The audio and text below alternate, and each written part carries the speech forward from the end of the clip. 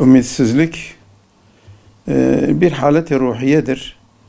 İnsanda tesir, tembellik, gevşeklik, mukavemet etmeme ruhu insanda yaşartır. Halbuki ümitsizlik İslam'da yoktur. Allah Celle Celaluhu rahmeti vasi'tir, geniştir. Kudreti her şeyi ihata eder. İlmi her şeyi kuşatır. Bu nedenle Müslüman halini de görür, durumunu da bilir. Onun için Allah-u Teala'nın rahmetinde ümitsiz olmamak gerekiyor. Allah Celle Celaluhu diyor وَلَا تَقْنَتُوا مِنْ رَحْمَةِ اللّٰهِ Allah'ın rahmetinden ümitsiz olmayınız. وَمَنْ يَقْنَتُوا مِنْ رَحْمَتِهِ اِلَّا الضَّالُّونَ Ancak dalalette olanlar Allah-u Teala'nın rahmetinden ümitsiz olurlar. فَتَحَسَّسُوا fi Yusuf ve ahihi Yusuf ve kardeşini yani araştırın. Orada bir ümitsizliğe düşmemiş. Ve size diyor ümitsizliğe düşmeyin. Ümitsizlik dalalata olanların ancak işidir. Kur'an-ı Kerim bunu bize ümitsiz olmamayı emrediyor. Bu hem Kur'an nasıyla ümitsizlik kötü bir haldir. Mesela şu anda düşünüyorsak Müslümanların hali durumu. Bakınız ben örnek vereyim. Resulullah Aleyhisselatü Vesselam insanları tevhid davet ederken o halden daha kötü değildir Müslümanların hali. Resulullah Aleyhisselatü Vesselam yalnız vahiy kendisine geldi. Tek başına herkes reddediyor, herkes tepki gösteriyor. Ona tabi olan 3-5 tane zayıf insanlar o azimli oldu, o dirençli oldu, mukavemet gösterdi, tahammül etti, eziyetlere karşı tahammül etti, şiddete karşı mukavemet zamanı gelince de mukavemet gösterdi ve vefatı sırasında İslam tevhid dini Arabistan Yarımadası'nın tamamını kapsamıştı. Daha sonraki sahabeler, halifeler ve sahabeler mücadele devam etti, azimli oldular ve üç kıtaya İslamiyet'i ne yaptı? Yaydılar. Mesela bugünkü Müslümanların durumu Selahaddin'in Mescid-i Aksa'yı hürriyetine kavuşturduğu zamandan daha kötü değildir. O zamanlar beylikler, krallıklar ufak ufak mukavemet göstermek. Haçlı orduların güçlü oldukları, daha fazla silah, tecihizat, mühimmat, gemi bakımından yüz binlerce kat daha fazla Müslümanlardan daha kuvvetliydi. Ama ne yaptı? Azimli oldu. Allah'tan ümidini kesmedi. Müslümanlar arasında birliği sağladı. Mücadele etti. Gece uykusunu kaçırdı. Ağladı, aç kaldı, kendini aç bıraktı.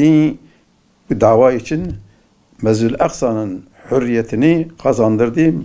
Ehl-i Salib'in kocaman bir kıtayı, bir Avrupa kıtası mağlup etti ve Mescid-i Aksa'yı kurtardı. Yani o zaman da sahil kısmı yani İskenderun'dan ta bilmem işte Mısır'a kadar hepsi şeydi yani. Hepsi Ehl-i Salib'in yani Haçlıların kontrolündeydi. Ve hakimdiler Mescid-i Aksa'yı. 188 yıl o işgal etmişlerdi. Memleketin başına felaketler getirmişler. Ama o azimli oldu, başardı. Ve bugünkü Müslümanların hali, İsraillerin, Yahudilerin halinden Birinci Dünya Harbi'nden önceki Yahudilerin haline hiç benziyor mu? Ne oldular? Çalıştılar, çabaladılar. Bir terör devletini kurdular. Bugünkü mesela o Mısır kendi hakimiyeti Müslümandır. Türkiye yine öyle. İran yine öyle. Pakistan yine öyle. Suudi Arabistan yani, Arap Emirlikleri öyle. Yani bu şöyle bir Orta Doğu'nun çevresinde olan Müslümanlar, devletler, Irak yine öyle. Yani Müslümanların hali Selahaddin'in bulunduğu ortamdan çok daha iyi durumdadır. Mesela bu konuda Üstad Bediüzzaman diyor ki El-yâsü dâ'un katilun. Yas öldürücü, katil bir hastalıktır. Başka bir cümlede diyor yas yani ümitsizlik dâ'un idâlun. Dâ'un idâlun yani amansız bir hastalıktır.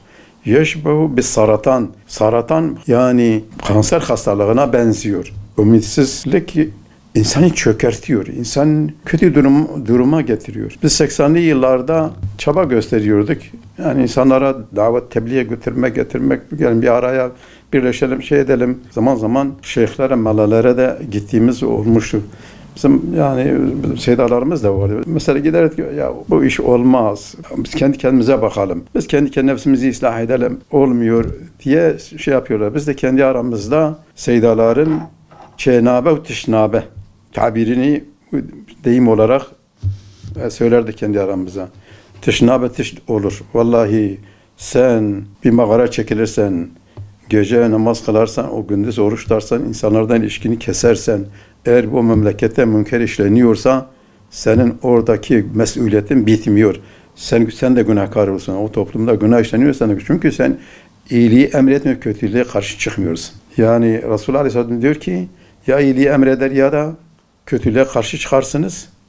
İyiliği emreder kötülüğe karşı çıkarsınız ya da Allah-u Teala bir azap size gönderecek kendi yan katından, sonra ona dua edeceksiniz. Duanız kabul olmaz. Bir şey yapmanız lazımdır. Yani azimli olmanız, yani ümitsizliğe düşmemeniz, azim çaba göstermeniz, yani azimli olmak gerekiyor. İnsanlarımız yani niye ümitsiz olmuşuz?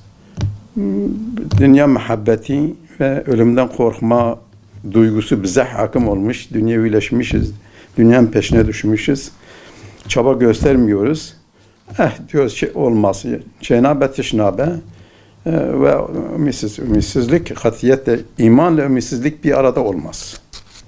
İmanla ümitsizlik aynen ateşle su bir arada nasıl olmazlarsa, imanla yani bir insanın imanı güçlüyse, kuvvetliyse ümitsiz olmaz. Rabbim Celle Celaluhu hepimize bizi ümitsizlikten uzaklaştırsın, bize azim ve fedakarlık bize nasip etsin. Müslümanlar yardımcısı olsun.